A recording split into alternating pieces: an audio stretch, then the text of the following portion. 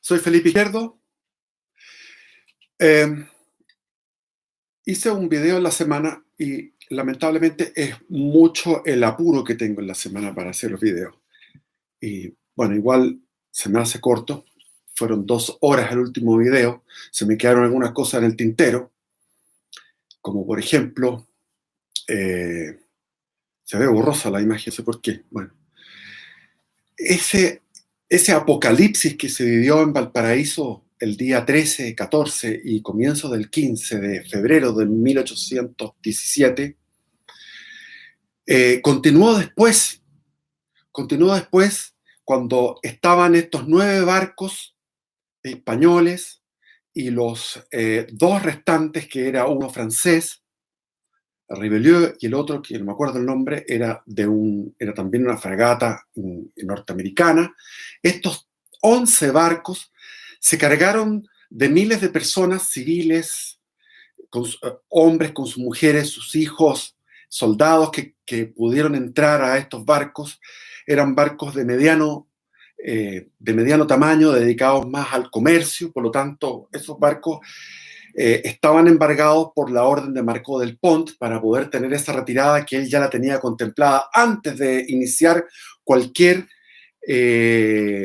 cualquier definición bélica. O sea, Marcó del Pont y muchos de sus consejeros, entre ellos el famoso Miguel Atero, que era el jefe del Estado Mayor, estaban completamente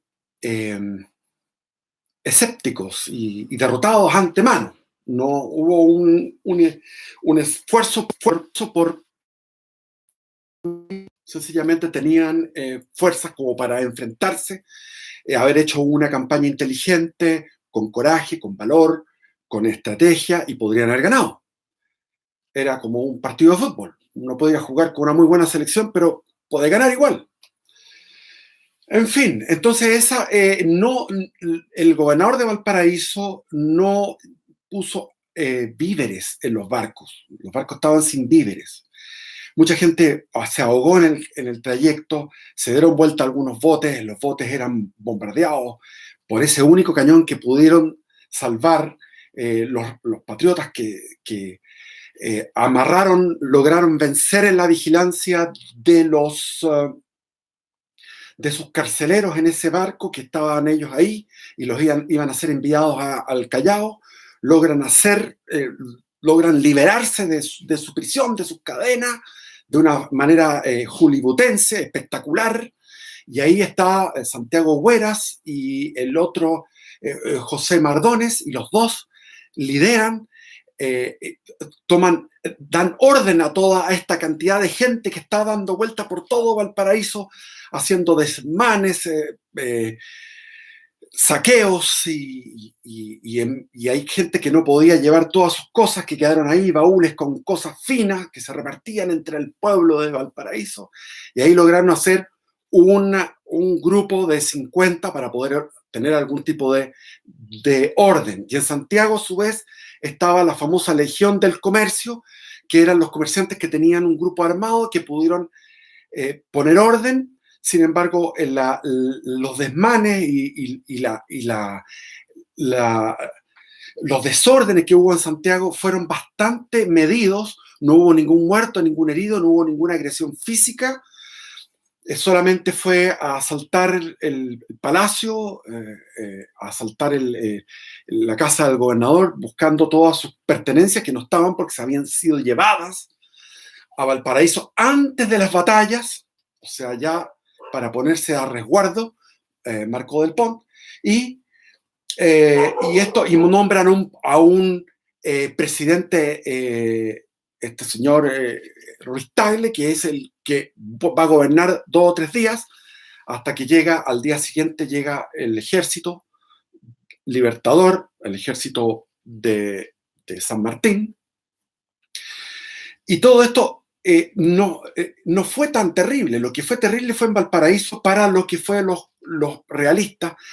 Yo me meto en el pellejo de los realistas porque aquí no hay buenos ni malos. En la batalla de Chacabuco murió Ildefonso Elorriaga, el grande Ildefonso Elorriaga. Buscaron la muerte. Antonio Quintanilla, Rafael Maroto, no la pudieron encontrar. Finalmente tuvieron que irse de ahí, en vez de caer prisioneros, luchando hasta el último. Y bueno, hubo 500 fallecidos en la batalla. Como les dije, los patriotas tuvieron 50 muertos con respecto a 500, una diferencia gigantesca. ¿Por qué? Porque fue la entrada de la división Soler en el último momento. Cuando llega la división Soler, cuando ya la batalla estaba definida por la división de O'Higgins, llega la división Soler a rematar. Entonces fue un remate cruento, con 500 fallecidos. Esos 500 fallecidos eran soldados que estaban convencidos de la causa con el rey. Los chilotes, los valdivianos, los españoles Talavera, los 3 regimientos que sufrieron en ese choque tremendo, fuerte, entre los esclavos liberados, todavía no liberados porque iban a ser liberados una vez que haya sido liberado Chile, iban a ser liberados esos esclavos, que eran 710 esclavos negros de la provincia de Cuyo, en un choque frontal de bayoneta contra los chilotes. Pobres chilotes, que no volvieron nunca a sus casas. Y los otros chilotes que fueron enviados al Alto Perú, fueron enviados. Terrible. Entonces, ¿cómo fue eso? Esos realistas que ellos habían escuchado todo el rato el discurso de que los patriotas eran lo peor y realmente habían quedado con un recuerdo malo por el segundo gobierno de Carrera. Entonces, pensaban que venía lo peor, o sea, venía violaciones, robos, todo tipo de violencias, torturas y fusilamientos. Entonces, estaban en la playa, de la playa, llegaron a los barcos, se cargaron todos esos 11 barcos repletos de gente, quedaron 1000 soldados, eran 1700 los que llegaron a Valparaíso, soldados de corazón del rey chilenos, que quedaron abajo en la playa, rompiendo sus fusiles contra las rocas, mientras se quemaba un montón de casas en Valparaíso. Todo una cosa dantesca. Y el día 15 el viento sopla y se van hacia el norte. El mismo día se produce el fantasma del hambre, el hambre, el hambre, el hambre, el hambre. Llegan a Coquimbo, desembarcan y se encuentran con que Coquimbo es patriota. Son rechazados por artillería, por infantería en la playa. Entonces dicen, vamos más al norte. Desembarcaron en Huasco. En Huasco no había efectivos patriotas en el momento. Desembarcó Rafael Maroto. ¿Cómo debe haber estado ese hombre después de haber estado 4 días y 4 noches sin dormir, sin descansar? Fue con su familia, con su mujer, con sus hijos. Desde Santiago en la noche, cuando robaron toda la plata. Lo mismo que pasó con Carrera, le robaron toda la plata a Carrera, aquí le robaron toda la plata a Marcó del Pont. Y Marcó del Pont tenía miedo de su misma gente y se fue para San Antonio. En San Antonio no encontró el barco y de ahí se fue hacia Valparaíso. Y lo encontraron en una quebrada, un viejito, fue a denunciarlo, porque le habían pagado al viejito. Y al viejito le dijeron, anda a ver cómo está Valparaíso, cómo está, si hay barco o no. En la quebrada, en la hacienda la Tabla, que después fue el sitio donde se estableció el ejército de los Andes antes de ir a la expedición libertadora al Perú, en esa hacienda que es cerca de Placilla, en esa planicie que está ahora llena de casas, llena de construcciones.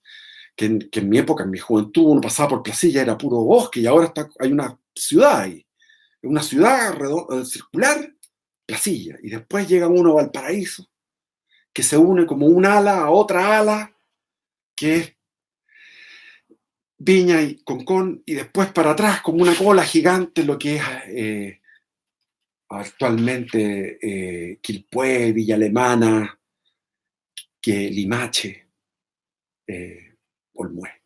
Bueno, en fin,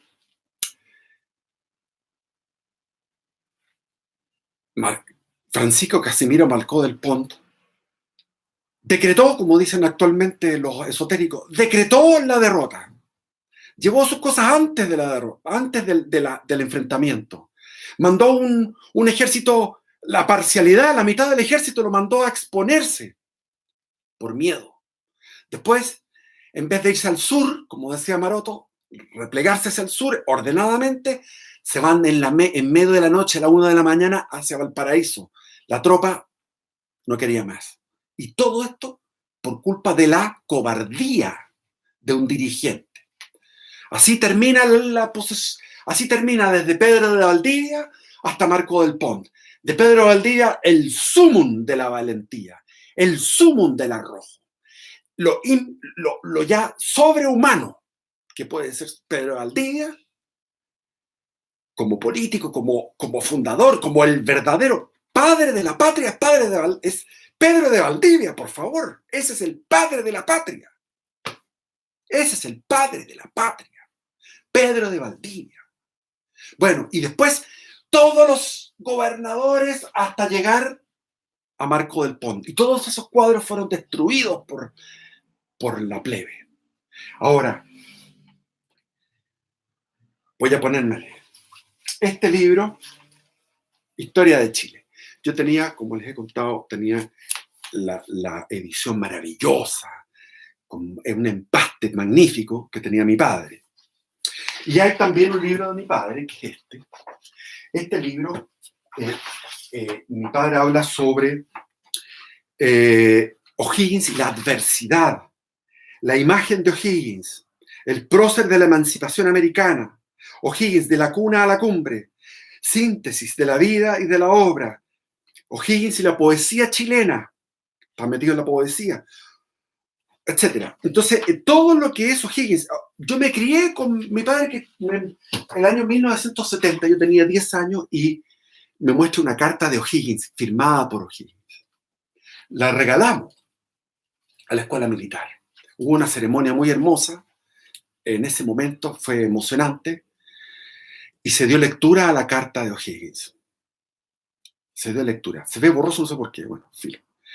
Se dio esa lectura y O'Higgins justamente lo que hacía era contar la batalla de Chacabuco a su amigo Juan Egaña. Y se defendía de las críticas que le hacían a él de que él había arriesgado la campaña al tirarse desobedeciendo las instrucciones de San Martín, de que tenía que atacar cuando llegara la división de Soler. Y yo lo expliqué el video anterior, que eso se debió a una intuición de Kramer. Kramer era un personaje que había peleado con Napoleón, por Napoleón, para Napoleón durante 15 años en todas las campañas de Napoleón.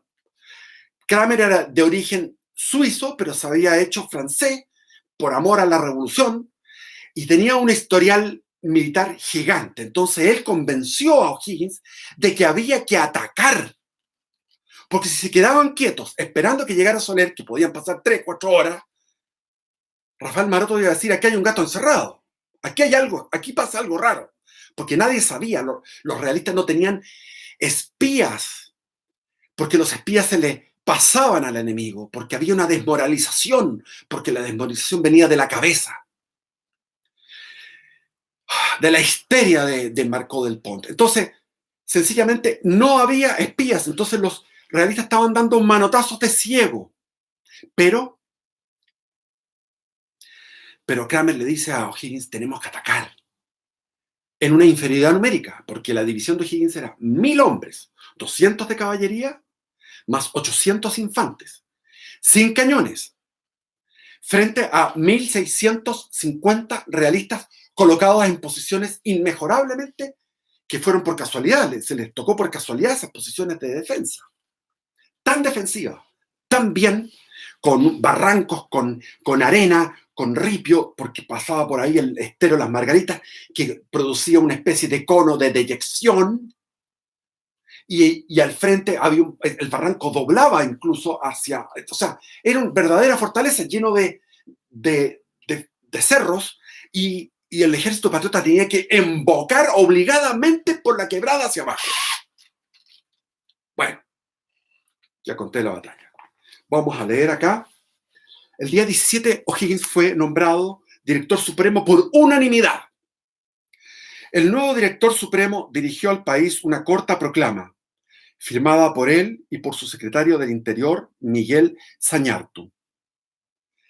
Miguel Zañartu era ese que se peleó con Carrera cuando Carrera no quería asumir de poner el mando del ejército como se lo mandaba José Miguel Infante y la Junta, y el enviado que era el sacerdote Cienfuegos, que era sacerdote de Talca. Entonces fueron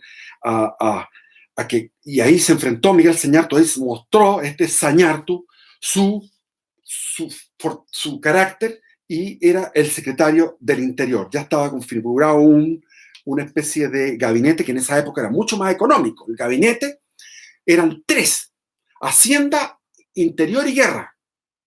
Eso era todo. Tres ministros. Y los impuestos eran para tener nada más que ejército. Eso era todo. Para defenderse. O sea, lo mínimo que debe que tener es un ejército para defender lo que tenemos. Ya.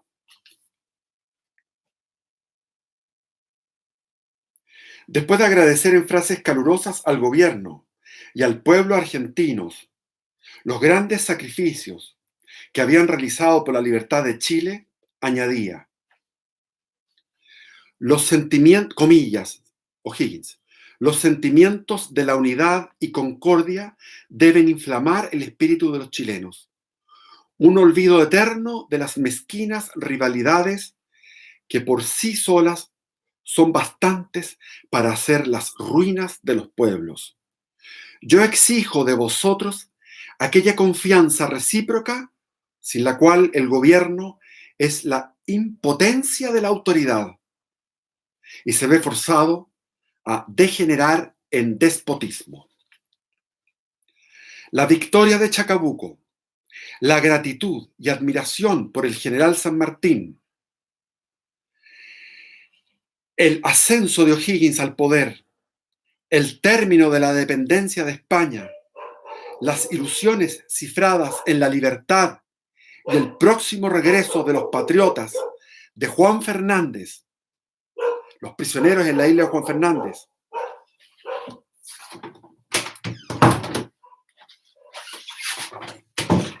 perra hueona, me encanta ladrar. El próximo regreso de los patriotas de Juan Fernández se resolvieron en los primeros momentos en un entusiasmo colectivo que borró de un esponjazo el recuerdo de las tribulaciones y los sufrimientos de los días aciagos de la Reconquista. De noche se iluminaba la ciudad, las músicas militares recorrían las calles, las reuniones y los bailes se sucedían noche a noche. Perduró por muchos años el recuerdo del grandioso sarao que los hijos y yernos del anciano patriarca Juan Enrique Rosales dieron a los vencedores de Chacabuco. Se entoldaron 2 patios de la casa con velas traídas expresamente de Valparaíso. Velas de buques también hicieron las veces de alfombras sobre los empedrados. Colgáronse muchas arañas, hechas con círculos concéntricos de bayonetas puntas abajo, y sobre ellas se colocaron velones de cebo con moños de papel en la base para evitar las chorreras. Arcos de arrayanes y espejos de todas formas y dimensiones adornaban con profusión las paredes.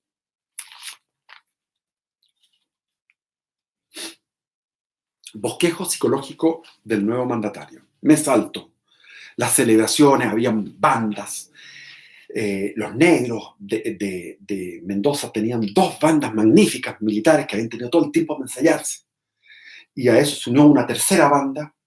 Entonces las bandas recorrían las calles de Santiago y la gente seguía estas bandas con alegría. Era la celebración de la libertad. Bosquejo psicológico del nuevo mandatario. Al asumir el mando, O'Higgins contaba poco más de 39 años. Estaba en la plenitud de sus fuerzas físicas e intelectuales. Su vida, preñada de destinos y azarosa desde la más tierna infancia, había conocido los fracasos y los éxitos, más los primeros que los últimos. Su educación en Inglaterra, seguida de una larga residencia en su patria, a la cual llegó de poco más de 20 años, debería haberle dado una gran amplitud intelectual, si su cerebro, menos vigoroso que el de su padre, se lo hubiera permitido. Está diciendo que no era tan inteligente como el padre. Yo también pienso lo mismo, que yo no los conozco personalmente, pero él se basa en ciertas cosas, que es verdad. O sea, el padre era un tipo súper, Ambrosio Higgins, y el hijo no fue tan súper intelectualmente, pero lo que tenía O'Higgins era la voluntad de ser. Es como un monumento, pero un monumento gigante, como ese monumento, véanlo ustedes, el monumento en Stalingrado.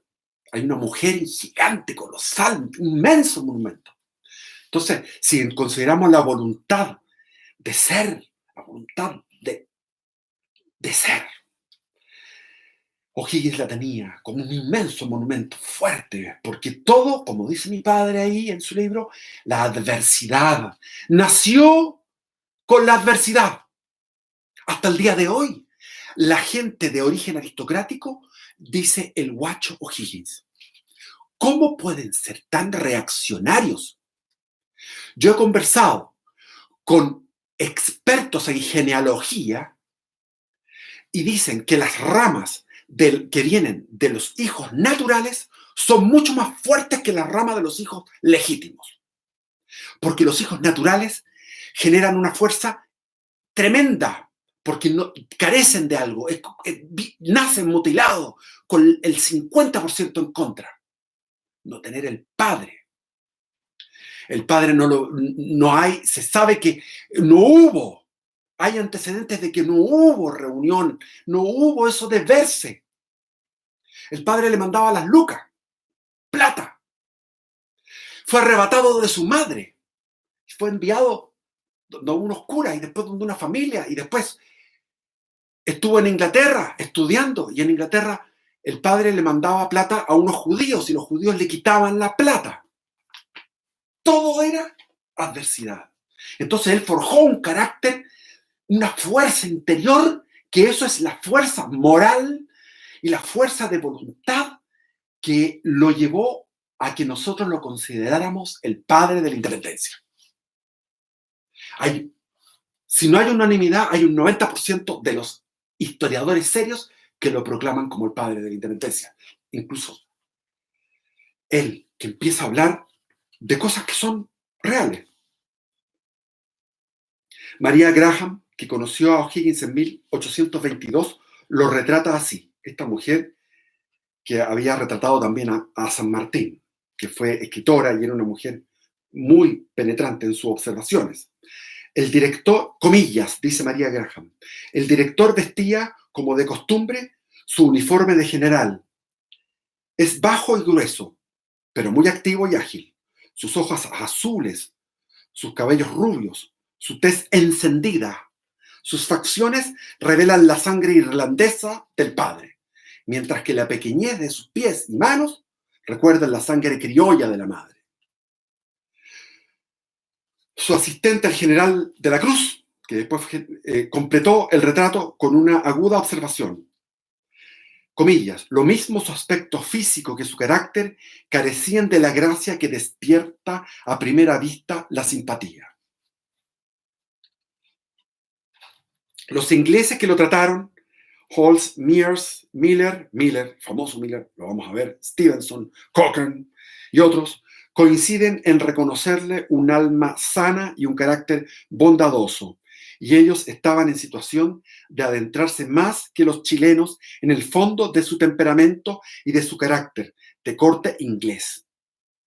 En el trato privado era sencillo y afable, sin perder la circunspección, la tranquilidad, el recogimiento. Aún en la intimidad. Este último rasgo se acentuaba en el mandatario, cuando estaba revestido del poder, pero sin caer en la afectación ni en la arrogancia.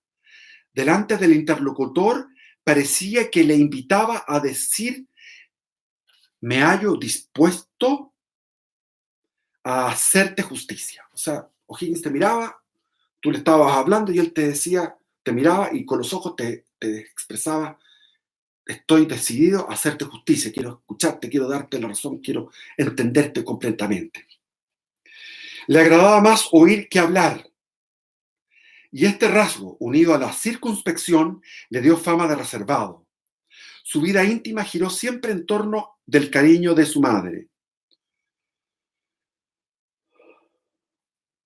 Cuando bajaba del despacho, se introducía al patio interior a pasearse y allí encontraba el periquito y la cotorrita de la mamita, que tomaba uno en la mano y en la otra en el hombro y entablaba su conversación con ellos, que por lo regular era de reconvenciones por las reyertas en que diariamente se hallaban. Los pajaritos que peleaban. El temperamento y el carácter de O'Higgins fueron un enigma para sus contemporáneos, salvo tal vez para su ayudante José María de la Cruz. Y continúan siendo un rompecabezas para sus biógrafos.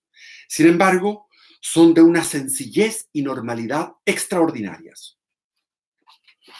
Solo que la herencia paterna, en vez de desorganizarse mezclándose con la de la madre, como ocurre en el aspecto intelectual, lo que dice aquí que intelectualmente fue inferior a su padre, no fue tan capaz, en el terreno se transmitió intacta a su hijo la parte organizativa, la voluntad, la parte de gestión, la parte de lo que tenía el virrey. Ambrosio O'Higgins era su parte ejecutiva, se transmitió intacta al hijo, salvo algunos rasgos que más tarde subrayaremos. Es un temperamento sanguíneo, netamente irlandés, de reacciones impetuosas y de una rara tenacidad, cuando estaban sostenidas por los sentimientos directrices de su alma, el entusiasmo por la independencia de América. El entusiasmo por la independencia de América. El odio al pasado español. El afecto a los que, como San Martín y Rodríguez Aldea, se ganaron su estimación. Y los conceptos de la lealtad, del honor y del deber. Cuando la reacción del temperamento no estaba sostenida para un sentimiento cardinal, desaparecía al día siguiente sin dejar rastro. Desde que estalló la lucha por la independencia, todo el contenido de la personalidad de O'Higgins se orientó con una fuerza y tenacidad que no se vuelve a encontrar en otro criollo, hacia un solo propósito: la independencia de Chile y de la América Española. Junto con vencer en Chacabuco, exclamó: ahora, comillas, ahora, aunque venga la muerte, me encuentra contento y feliz, porque he vivido lo necesario para haber cumplido el grande objetivo de todos mis actos. Ya vuelvo a tener una patria y he vengado sus agravios. Cierre de comillas. Sus odios, sus afectos, sus deseos, sus aspiraciones y todo lo que había en él se subordinaron a ese único norte. Todo se subordinó a ese norte. Dejó de ser hombre de carne y hueso para convertirse en simple instrumento al servicio del ideal que señoreaba sus sentimientos. Si más de una vez deploró sus cortas aptitudes, no fue por él, sino por la causa de la independencia.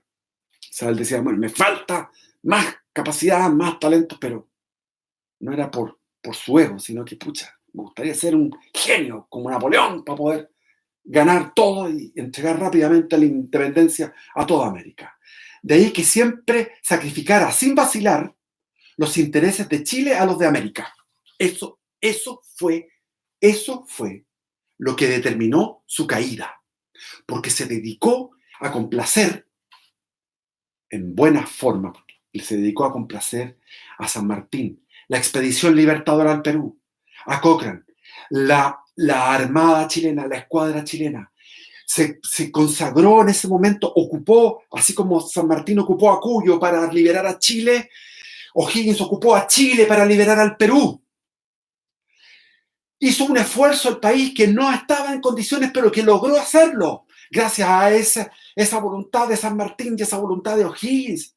Lograron hacer, concretar esa expedición libertadora al Perú, que eran no sé cuántos barcos, la expedición, 30, 40 navíos, más los 4 que eran los 4, después fueron 5, cuando conquista la María Isabel, después conquistaron otro, llegaron a ser 6 barcos. Pero todo eso determinó la caída, porque sobreextenuó a Chile, sobreexplotó Chile y se olvidó de Concepción, donde estaba la guerra todavía. Y había guerra espantosa en Concepción. ¿Y quién estaba ahí? Freire, Ramón Freire. Ramón Freire estaba en Concepción sufriendo todo esto, hasta que al final el pueblo de Concepción y toda la provincia de Concepción dijeron: ¡basta! Necesitamos tu apoyo, tu ayuda, tu liderazgo. Tomemos unos barcos y vamos, desembarquemos en Valparaíso, vámonos a tomar Santiago. Se acabó O'Higgins. Y entró con todo el fervor patriótico, después todo con el pulgar hacia abajo. ¿Por qué? Porque O'Higgins no era del sentimiento de Chile, sino que de América, igual que San Martín. Era una generación que pensaba que esto iba a ser una cosa grande. Así lo imaginaban. El 20 de diciembre de 1833 escribía San Martín: tiene usted al célebre... bueno, hay cosas que pasaban después. Estaba él... de aquí que siempre sacrificara sin vacilar los intereses de Chile a los de América. Más aún, hacia el final, el vivo amor que profesó a su país en la juventud se desvaneció casi por completo. Cuando Chile, en un supremo esfuerzo, jugaba su existencia en la lucha contra la grandiosa concepción incásica de Santa Cruz, la Confederación Perú-Boliviana. Eso fue en la década del 30, 1836, 1839, la guerra que tuvimos con la Confederación Perú-Boliviana. Y O'Higgins consideraba que eso era magnífico, porque había quedado en otra. Este rasgo que tanto contrasta con el argentinismo de los hijos del Río de la Plata encierra el secreto del profundo desapego que el pueblo chileno, salvo un corto centenar de militares y civiles que le eran personalmente afectos, tuvo siempre por O'Higgins. En ningún momento lo sintió suyo. Lord Cochrane y aún San Martín, hasta la expedición libertadora al Perú, siendo extranjeros, se adentraron mucho más en el alma nacional. En el ocaso, ¿por qué? Porque O'Higgins era acaballado, no tenía empatía. Entonces, eso de suprimir los títulos de nobleza, no se lo perdonan hasta el día de hoy. Quedó grabado en el ADN de la aristocracia. Después la aristocracia se volvió carrerista. Cuando estaba carrera no eran carreristas, pero después con el tiempo se volvieron carreristas. Porque inventaron ese mito para agarrarse de algo, y algo que venía de ellos, de la aristocracia, carrera.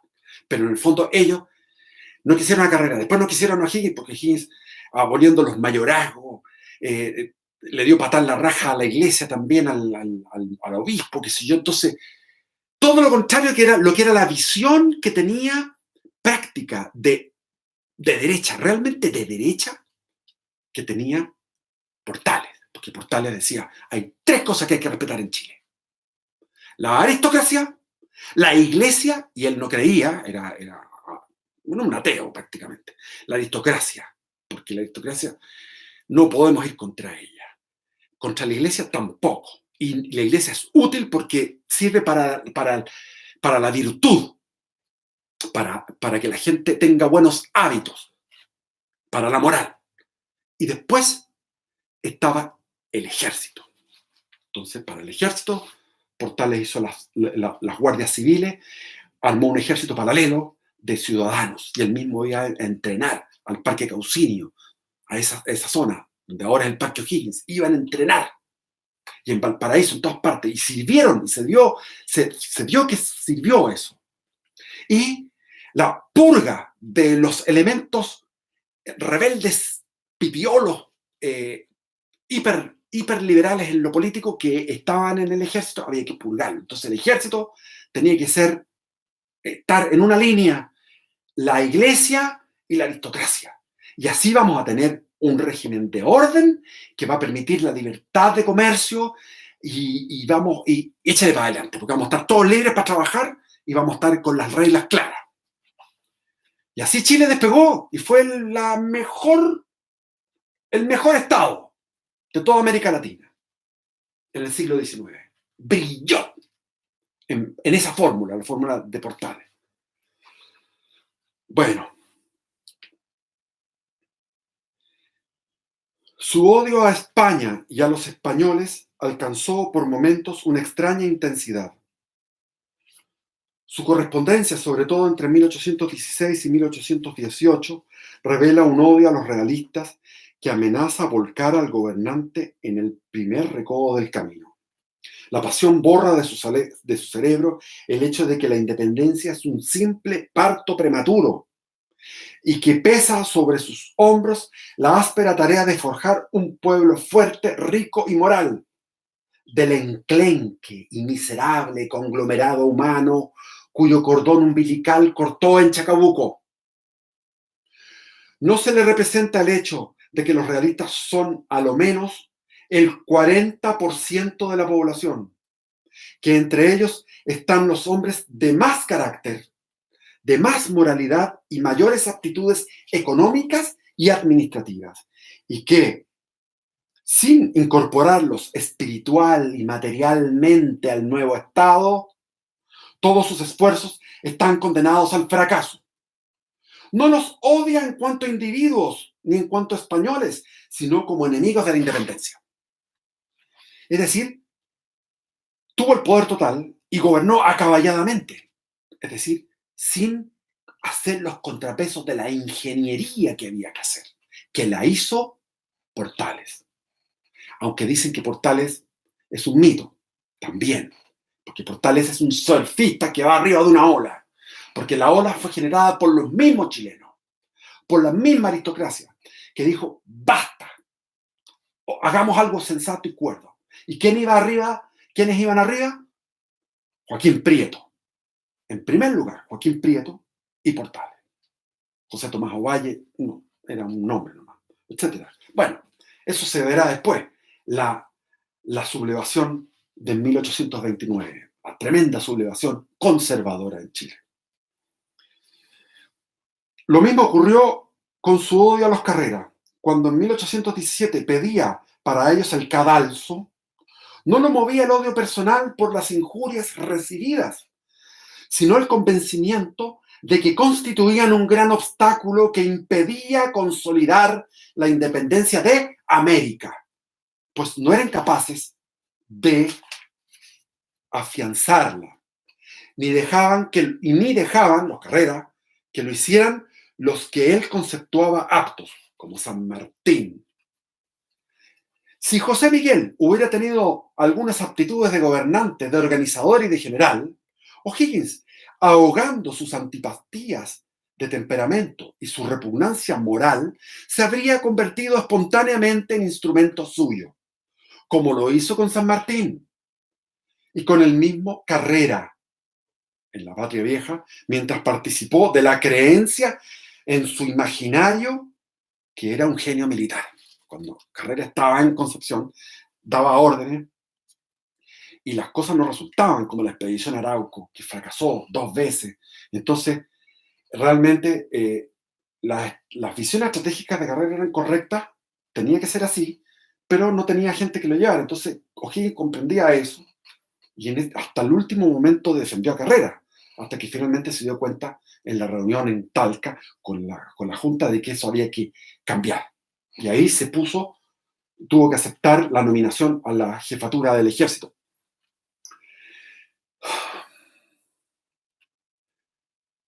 Sus reacciones estaban en definitiva fuertemente controladas por la voluntad, aunque no en la medida que las del padre, siempre dueño de sus actos hasta el primer instante. Es casi candoroso añadir que, sin el apasionamiento de su carácter y la riqueza de su temperamento, solo habría sido lo que sus dotes intelectuales le marcaban. O sea, un farmer irlandés. O sea, él mismo lo dijo varias veces. Yo tengo los talentos y la vocación de ser un farmer, o sea, un granjero irlandés. Y cuando trabajó su granja en Los Ángeles, la hacienda Las Canteras, la hacienda, una hacienda grandiosa, era lo mejor que había del Maule al sur. Era lo mejor que había. Tenía viñedos, tenía ganado, galpones donde guarecía el ganado, de todo. Había desplegado una actividad tremenda. Era lo que él, su, su vocación innata, era ser campesino, agricultor, hacendado en este caso, pero con la gente que lo amaba. Todos los campesinos lo amaban. La primera impresión que deja O'Higgins desde el punto de vista intelectual es de limitación. Sin embargo, pronto se advierte que su cerebro es más lento que torpe y de más tardío desenvolvimiento que limitado. Mientras sus compañeros de jornada, Camilo Enríquez, Irizarry, Pérez Rosales y otros, retrocedieron al claroscuro y se tornaron más y más insensatos, como le sucedió a Infante también, José Miguel Infante, él siguió levantándose en una lenta pero firme ascensión. Todos estos genios de la patria vieja, que eran genios, unos fuegos artificiales intelectuales, todo maravilloso, el Camilo Enrique, el Irizarry, ¿para qué decir? El Sudañez y todos estos gallos. ¿Qué pasó? Después, abajo. Y para qué decir José Miguel Infante, que después que terminó, como dice Encina, dice, un desconformado cerebral, porque se estaba practicando el sistema federal en Chile, no resultaba que daba el caos, y estando el caos, la anarquía, insistía José Miguel Infante. En cambio, O'Higgins, de modesto, fue cada día más hacia arriba. Entre el joven, violento, ideológico y de escaso sentido de la realidad de 1812 y el gobernante de 1820-1822, hay un abismo de distancia.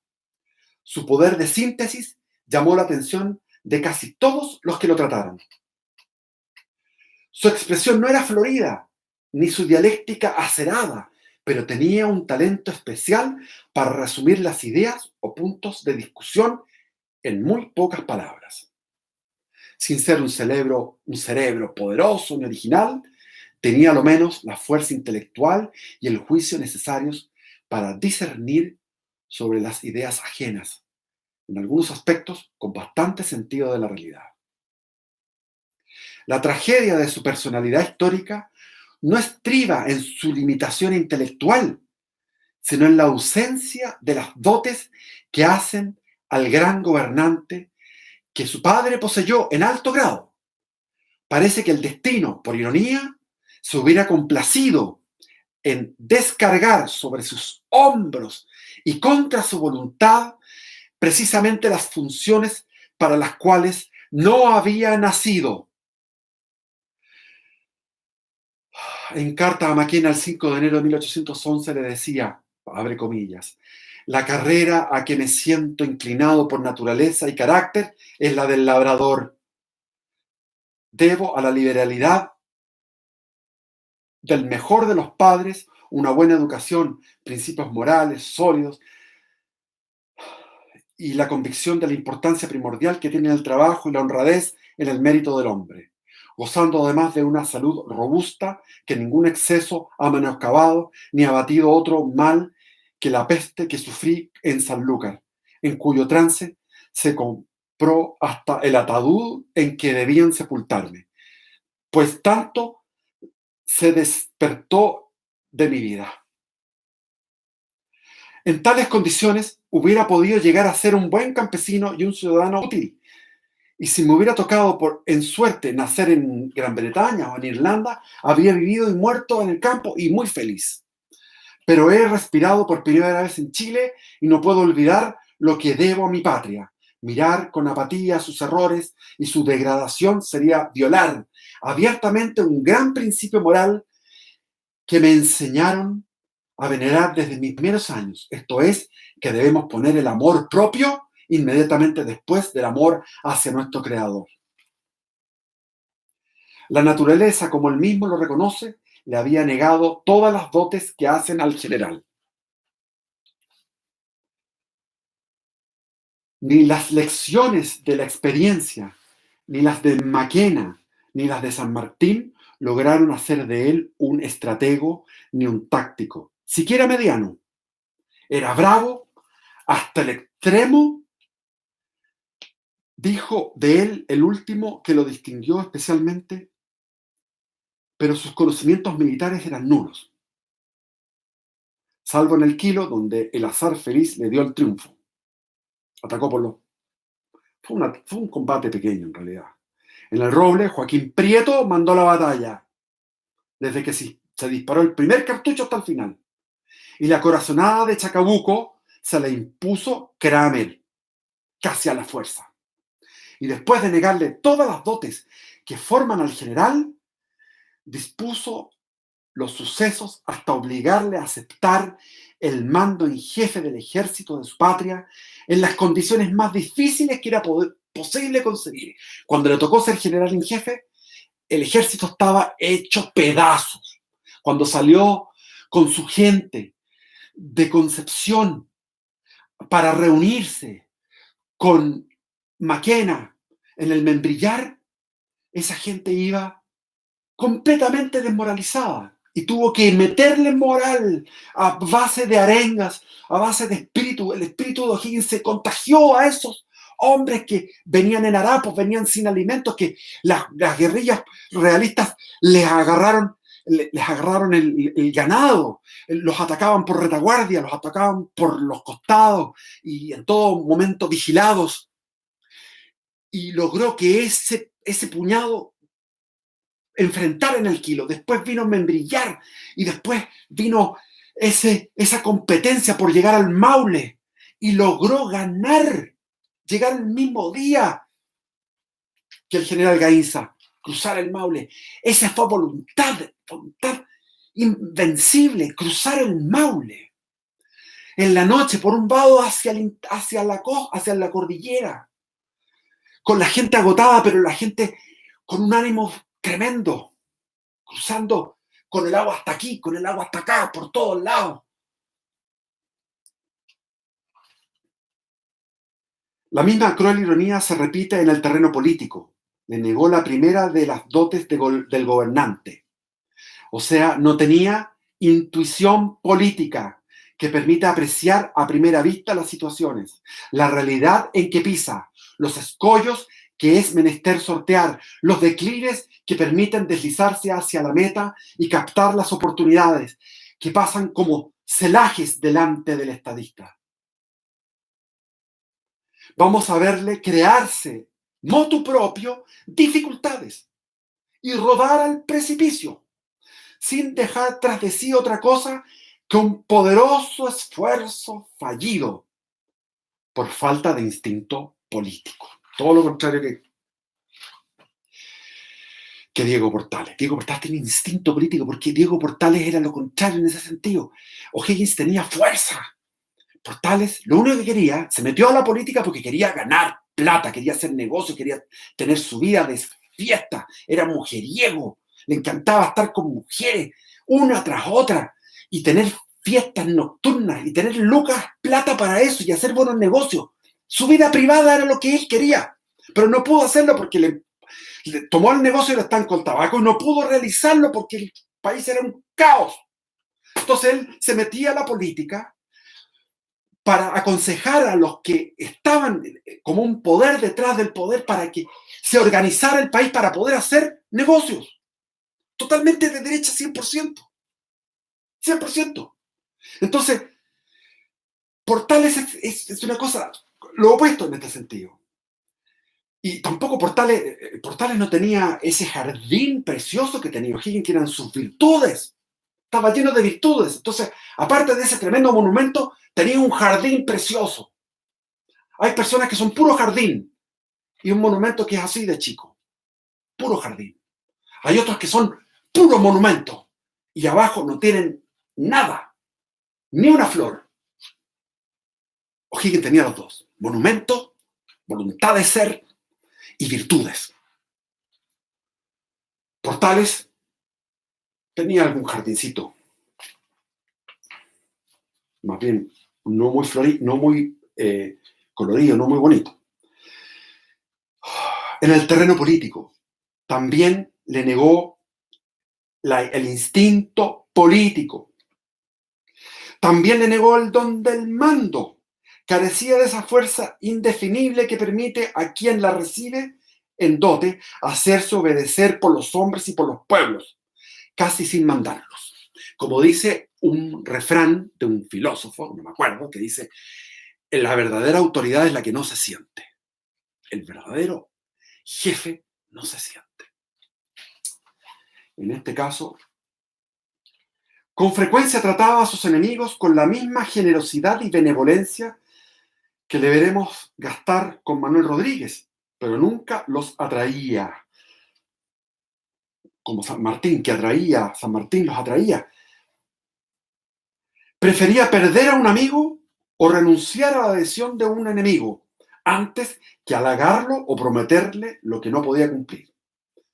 Llegaba tan lejos su falta de atracción sobre los hombres que, casi invariablemente, los enemigos a quienes prestó los más grandes servicios con el más absoluto desinterés, sin exigirles nada, sentían avivarse su enemistad. Cuando vivía en Montalbán, la hacienda de Montalbán en Perú, obtuvo de Bolívar que indultara a Ramón Novoa, quien había sido condenado a muerte después del fracaso de la revolución de Agüero. Agüero lo vistió, lo alimentó y le pagó el pasaje a Chile, obteniendo por único resultado que el favorecido y sus hermanos, junto con pisar el suelo chileno, abrieran una campaña a fin de prevenir a Freire y a los demás gobernantes contra un posible regreso de O'Higgins a su patria. Bueno, eso en realidad lo que dice Encina, que es como una candorosidad, una ingenuidad, nos pasa a todos. ¿Quién no tiene una historia en que ayudó a alguien, le ayudó y después resulta que le devolvieron mal la ayuda? Eso es algo que sucede muy comúnmente. El caso se repite con una extraña frecuencia y su explicación tal vez no sea extraña a las repulsiones espontáneas entre el temperamento irlandés y el criollo. Bueno, aquí se va en volada. Tampoco logró conservar a los partidarios, salvo Sañarto, Rodríguez Aldea, Centeno, Ramón Mariano de Aris, no lo ubico, Fontecilla y otros pocos. Todos lo abandonaron, con Freire y Prieto a la cabeza. Bueno, eso se debió a que se consagró 100% a la expedición libertadora al Perú. O sea, si yo hago un viaje místico y me meto en el pasado, en el cuerpo de O'Higgins, y tengo todo, soy general después de la batalla, y estoy consagrado ese 17 de febrero de 1817 como director supremo, lo primero que hago, le digo a San Martín: nos queda pega por hacer. Estamos celebrando, estamos fascinados y queda todo el sur. Vamos inmediatamente al sur. General después de la batalla, yo lo sé porque ya sé que existen los automóviles y los aviones. Entonces ya, vamos. General después de la batalla, voy y liquido Ordóñez en forma inmediata. Y tomo la provincia de Concepción y avanzo hacia Villarrica y fundo una nueva capital hacia el sur. Y no me preocuparía de nada de hacer expedición libertadora al Perú. ¡Chao! Si no querían liberarse, no querían ser independientes. Y mal agradecidos. No reconocen el esfuerzo que hizo Chile fue completo porque las Provincias Unidas del Reino de la Plata estaban sumidas en el desastre, en el caos, y no podían juntar lucas, no había plata. Se suponía que íbamos a juntar plata a los dos, Argentina y Chile, pero Argentina estaba hundida. Chile tuvo que hacer eso. ¿Quién lo hizo? O'Higgins. ¿Cómo lo hizo? Como sea, a como dé lugar. ¿Qué significó? Quedaron todos heridos. Le metió la mano al bolsillo a todos. Quedaron todos heridos. Muchos impuestos, muchos sacrificios para liberar a los peruanos. Esa es la verdad. Ay, Dios mío. Y sigue. Pero aquí. No, 4. Me quedan muchas páginas, pero ya me voy a cabrear. No sé cuánto llevo. Poco.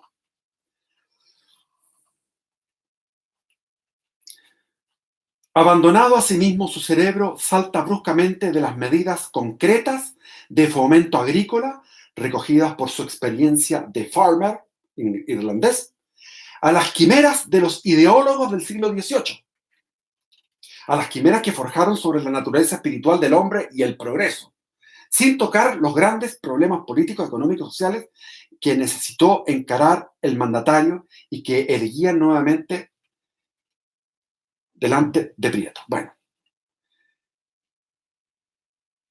tanta cosa que habla aquí, tan maravillosa. La medianía intelectual necesariamente debía conducirlo a la subordinación.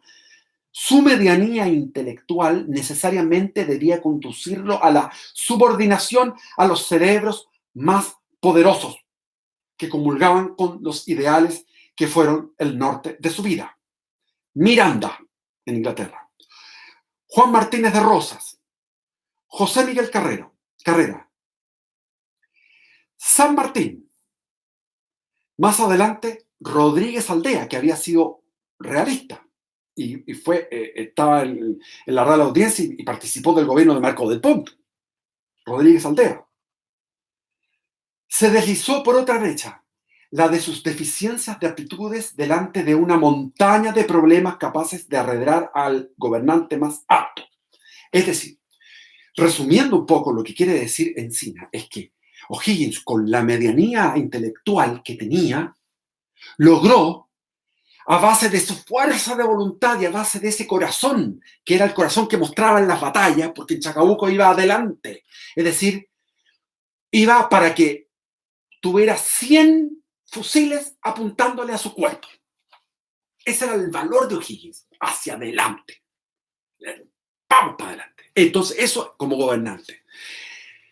Logró hacer algo que llenó de admiración al continente europeo, porque las noticias en los diarios en Europa, en la década del 20, en los comienzos de la década del 20, se hablaba de que Lord Cochrane estaba a cargo de la naciente escuadra chilena, que Chile había organizado una expedición con 30, 40 naves, con todo perfecto, como le gustaba a San Martín, como le gustaba a Cochrane, con los botes como corresponde, con las lonas como corresponde, con los flautistas como corresponde, todo como corresponde, como era en Europa.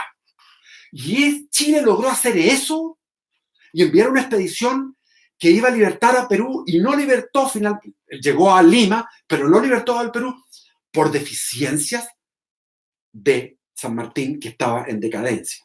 Ya le he contado que tenía un problema físico de tensión, no había en esa época los ansiolíticos, los remedios que hay ahora, el tipo no podía ni dormir de tan tenso que estaba, entonces fumaba opio, qué sé yo, y debería haber sido, yo les digo, y Freire quería ir. Ramón Freire quería hacerse cargo de la expedición libertadora al Perú. Y O'Higgins le dijo que no.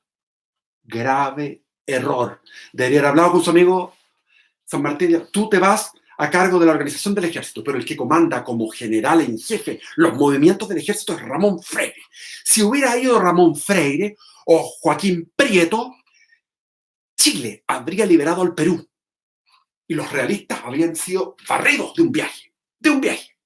No habrían podido ir a refugiarse a la sierra. Y si se hubieran ido a la sierra, los habría perseguido en la sierra, como a la sierra los chilenos después lo hicieron siempre. Con esa garra del roto chileno, que dice él, no lo digo yo, lo dice Encina cada rato. Entonces, ¡Ay, se equivocó! Se equivocó.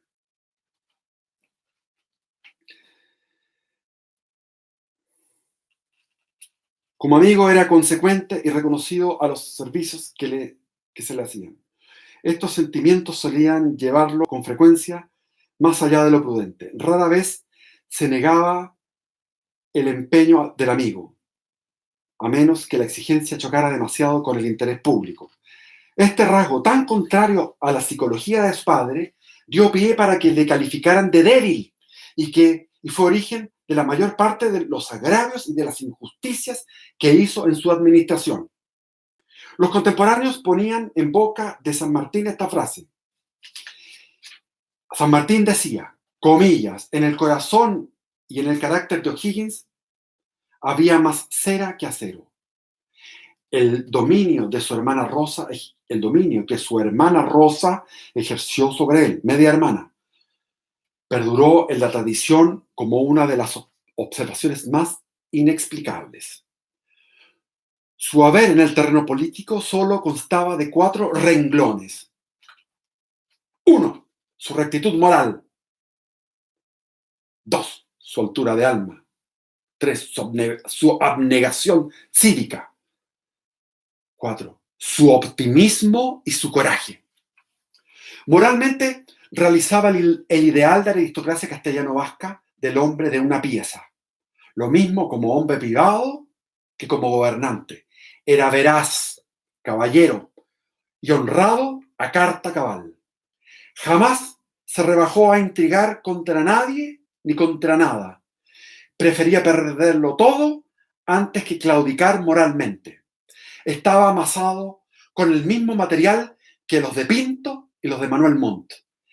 Este rasgo le valió algunas adhesiones sólidas y la tolerancia durante algún tiempo de los que deseaban un gobierno serio y honrado y el afianzamiento de la independencia y del orden.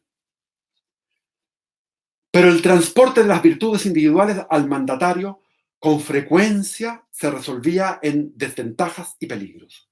Su vivo agradecimiento a San Martín y a las Provincias Unidas del Reino de la Plata, que liberaron a su país, se convirtió en norte de su labor de gobernante, es decir, en la gratitud hacia Argentina. Estaba comprometido a hacer la expedición libertadora al Perú. Una mano, como dice, una mano devuelve, ¿cómo es el dicho? Bueno, gratitud, gratitud. Y como les dije, la expedición libertadora de los Andes, el ejército libertador de los Andes costó 2 millones. La expedición libertadora al Perú costó 10 millones. Pero su gran fuerza fue la abnegación cívica. Dio a la causa de la independencia de su patria primero y a la de América después todo lo que había en él y sacrificó en sus aras todos los halagos de la vida en momentos en que el chilenismo era aún una nebulosa no condensada. En carta aterrada el 20 de en carta aterrada el 20 de febrero de 1812 le dice 1812 mil vidas que tuviera me fueran pocas para sacrificarlas por la libertad e independencia de nuestro suelo. 1000 vidas. Y en este sacrificio no entraba el deseo de honores, de mando, ni el halago del agradecimiento de su pueblo. En carta del 7 de agosto de 1836 decía a San Martín, comillas, me acuerdo como si fuera ahora mismo el primer día que desenvainé mi espada en defensa de mi cara patria, que ardiendo mi corazón en amor de mis compatriotas, me decía todo consagrado a la libertad. Marcha en el indudable convencimiento que si eres vencido, te esperan las horcas y suplicios afrentosos. Y si fueses vencedor, la calumnia, la envidia y la ingratitud. Y no el veneno o el puñal asesino serán la recompensa de tu idolatría. Él, cuando vino la expedición de pareja, abandonó la hacienda, las canteras con unas milicias, después les pidió que se dispersaran y que lo esperaran que iba a volver. Volvió después de meses y fue con algunos y llegó al cuartel general en Talca y se ofreció a Carrera y le dijo: voy inmediatamente a atacar Linares porque en Linares hay un destacamento, y fue el primero que se tiró a Linares y tuvo éxito en esa primera, en casi todas las combates que tuvo, sin haber estudiado nada de esas cosas. Dice, le sigue muy de cerca su admirable optimismo. Para encontrarle parangón es necesario retroceder hasta Pedro de Valdivia. Eso dice Encina. O sea que para encontrar un tipo tan optimista tenemos que llegar a Pedro de Valdivia. Le cupo en suerte afrontar la situación, le cupo en suerte afrontar la situación más difícil que haya cabido en lote a un mandatario chileno desde los días ya lejanos de Alonso de Rivera. Y jamás se arredró ante la magnitud de la empresa, la falta de recursos ni la gravedad de los peligros. Y aumenta el asombro que produce este rasgo del carácter de O'Higgins, la desproporción entre sus dotes naturales y las exigencias del momento. Pedro de Valdivia es una de las cabezas políticamente mejor dotadas entre las que han regido a Chile. La desproporción entre las modestas dotes de O'Higgins y los problemas que enfrentó es sencillamente aterradora. Y no solo, no se arredró, no se acobardó, sino que su optimismo parecía crecer con la conciencia clarísima que tenía de la exigüidad de sus aptitudes. Es decir, lo que está diciendo es que es una inmensidad. O sea, teniendo, por decir, un coeficiente intelectual de 125, de 120, 125, 130 máximo, yo creo que 125, y estamos en eso, con un coeficiente intelectual modesto, a diferencia de otros que tenían unos coeficientes de 130, 140, por decir números, esto es una ridiculez. Pero ¿qué pasó? Que es tal el heroísmo, ese heroísmo que mostró en la batalla, lo mostró en el gobierno, a pesar de su falta de instinto político. ¿En qué sentido? Que la desproporción entre las modestas dotes de O'Higgins y los problemas que enfrentó, que fueron incalculable cantidad de problemas, increíble cantidad de problemas, en sus 6 años de gobierno, es sencillamente aterradora. La desproporción entre las modestas dotes de O'Higgins y los problemas que enfrentó es sencillamente aterradora. Y no solo no se arredró, no se volvió hasta atrás, no se amilanó, no se acobardó, sino que su optimismo parecía crecer con la conciencia clarísima que tenía de la exigüidad de sus actitudes. Y otra cosa que dice Barros Arana, que no dice Encina, es que cuando estaba la situación en peligro, él, ¿qué hacía? Cuando fue en la batalla de Chacabuco, cuando tuvieron que replegarse, y Maroto manda al batallón Chiloé y a los carabineros de Abascal a atacar la retaguardia Pachota, él creció en su moral en ese momento con Kramer, y con Conde, y con Sapiola, pero todos en la cabeza número uno primero. De ahí contrarrestar ese contraataque y volver a organizar una segunda ofensiva. Ustedes dirán, ¿dónde estaba San Martín? San Martín venía bajando la cuesta porque él iba con su estado de mayor. Era muy a la europea, tenía su estado mayor. Eran como 100 los que tenían, y la retaguardia con los milicianos de Aconcagua. Porque los milicianos de Aconcagua los tomó para la parte logística. Y iba con todo lo que era la parte logística y con el alto mando.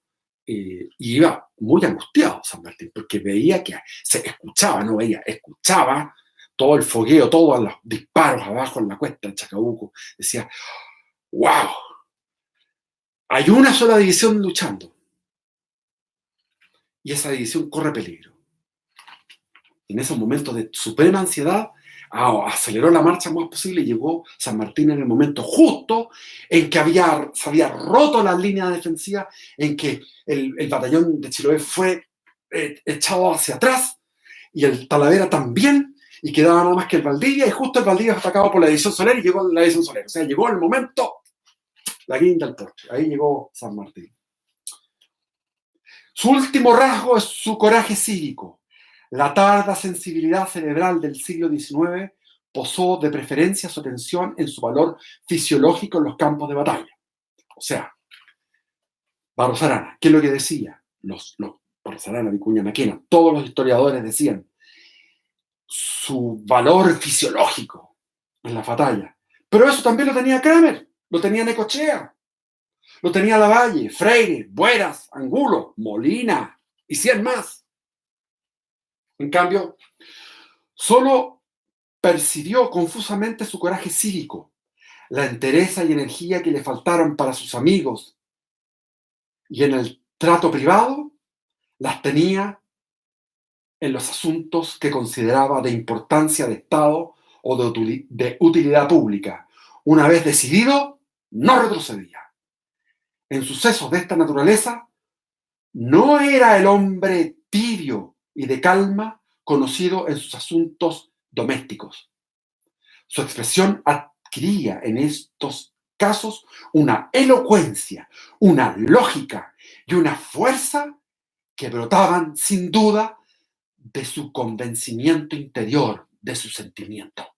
Entonces, para terminar, porque voy a termino, dejo de leer, termino. Su último rasgo es su coraje cívico. Los historiadores del siglo XIX se fijaron en su valor en la batalla, pero no se pusieron, y esa característica la tenía Kramer, la tenía Necochea, Lavalle, Freire, Buenas, Angulo, Molina, el gran Molina, y 100 más, y realistas también, los realistas también. En cambio, solo percibió confusamente su coraje cívico, la entereza y energía que le faltaban para sus amigos y en su trato privado, las tenía en los asuntos que consideraba de importancia de Estado. Una vez decidido, no retrocedía. Los sucesos de esta naturaleza, en sucesos de esta naturaleza, o sea, sucesos grandes de Estado, de la causa histórica, no era el hombre tibio y de calma, conocido en sus asuntos domésticos.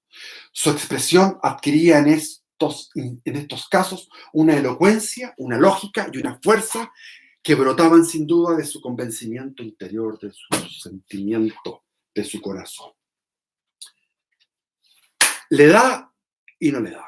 Ese es Francisco Encina, genial.